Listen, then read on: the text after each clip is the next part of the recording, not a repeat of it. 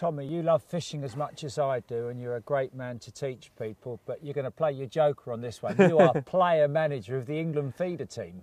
Well, I've been very fortunate to be given the job, and I love feeder fishing. I think it's one of the most exciting parts about the sport personally.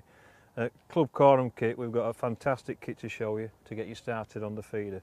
Three-piece feeder rod with a quiver tip in the end.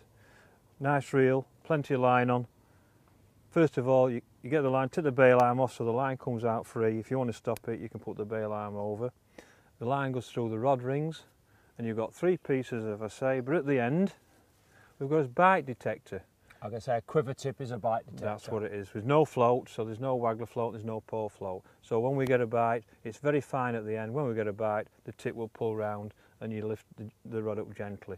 So all you do, you can see there's a couple more eyes nearer the tip to give it a bit more sensitivity. So that's the basic setup. All you do is thread the line through, and then we come to the terminal tackle. And on the terminal tackle... And all of this you get in the pack? You get it all in the pack. First of all, we've got a feeder bead, which is that which goes on the line and it runs free up and down on the line. But the beauty about this is, because in the pack you get some feeders that are open like that, where the ground bait will fit in, ground bait feeders, and you get some that are blocked with holes in, they're called maggot feeders. So if you want to change the different size, or from a ground bait feeder to a maggot feeder, you just undo the clip, take that off, and put a different size feeder on. So it's just called a feeder bead. There you go. And that just fits on like that. But that feeder bead then runs on to a quick change bead. Now this is one of the finest little inventions ever made, a Korum quick change bead. It cushions the bead as it's running up and down the line. But it's a little bit better than that, because your hook length that you get in the pack, you can just attach to this quick change bead, and all you do is just undo that. It's got a little hook on it. So you've tied your main line, as we call it, from the reel to this. To the quick change bead, fixed it on, and all you do is undo that, get the hook length out your packet, there's a loop in the end, and you put it over and pull it in.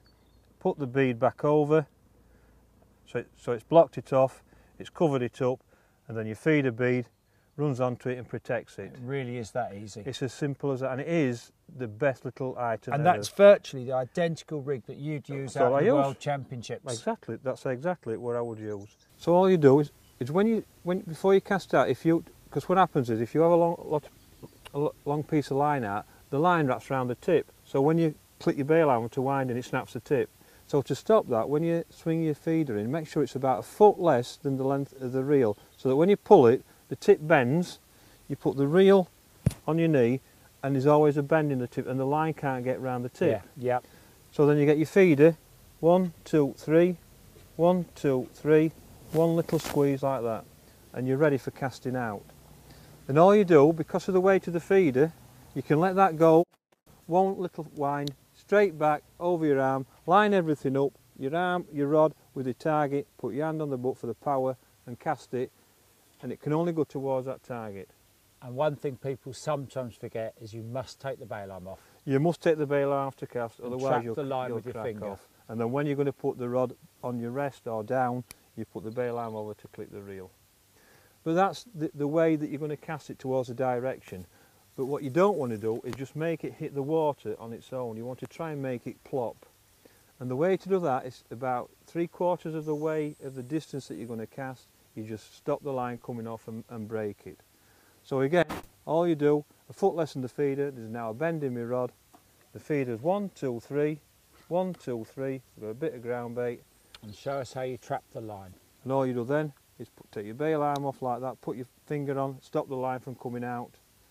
Forward, back, line it up, power, about 3/4 of the way, plop. Gotcha. And once you've got in there, you let the feeder then hit the bottom, and you put the rod down so you can see the quiver tip. And you put the rod down in a position where you don't want to point it at where the feeder's gone. You want to try and have a 90-degree bend in your tip. So when you get a bite, your tip goes round to let you know the fish has picked your hook bait up and that you're going to hopefully catch a fish. And you just wind slightly to put a bit of tension into the tip. And as you can see now, I've got a bit of a bow on, but you don't have to worry about that too much, because if you get a bite, it'll still pull that. But I don't like that bit, so what I try and do is just slightly all the time.